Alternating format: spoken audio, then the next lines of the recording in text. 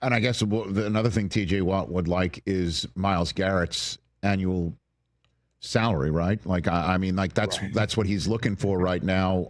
Not being at mandatory minicamp, which is definitely not usually his MO. Trey Hendrickson also turning 31 this year. He'd like some money. What would be your counsel to these 30-somethings who rush the passer or maybe have one last bite at a contractual apple in their career? especially because you do have one last bite.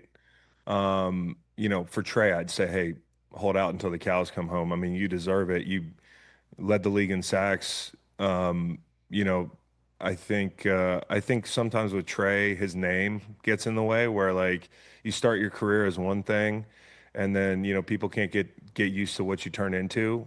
And I think there's a bias there implicitly, and I also think part of it is playing for Cincinnati, which is obviously is a topic we're going to hit. But I do think for Trey, you got all the leverage in the world. Like, hey, your rookie first round pick is holding out as we speak. So like, what do you got? You got Osai and Murphy outside. I don't think Murphy had a sack last year, and Osai has not turned into the guy that they probably hoped he would have. No, these aren't bad players, but you need somebody outside to go hunt, and especially coming in an off season where you're like, hey, the defense was a huge, huge, huge problem last year, and this is what you got to deal with in minicamp is because of the language in the rookie contract. We're in this situation, and our stud defensive end, all-world guy, is holding out. So they both have a lot of leverage.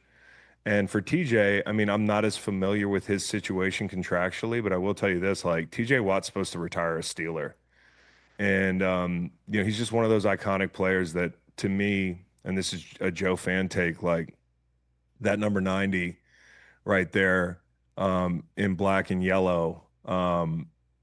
To me, that's how he's supposed to come in, and that's how he's supposed to go out. And it'd be a real shame if he wasn't able to go out a Steeler because he didn't get paid what he was deserved to be paid. And I think at this level, like nowadays, guys in their 30s can really rush into their mid 30s because the game's a little bit easier on the body and people are taking care of the players. I mean, the newer CBAs don't demand as much on the body, and if you know what you're doing late in your career, like you can survive that way. And so I project success for these guys as rushers, maybe more so than I would have 15 years ago, if you're looking at a 31, 32-year-old guy. Yeah, Watt turns 31 in October, and he's slated to make $21.05 million in the last year of his deal. So that's half of what Myles Garrett is going to earn this year.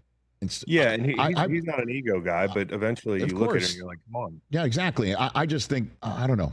I don't think the Steelers are going to mess around. I think what you just said is they know the same thing, that Watt should go out the way that he went in, which is wearing that 90 for the Steelers. And, and plus this is Rodgers, all the eggs in Rodgers' basket, and the 41 turning 42-year-old quarterback. What are you going to go in and just try and make some sort of contractual stand here?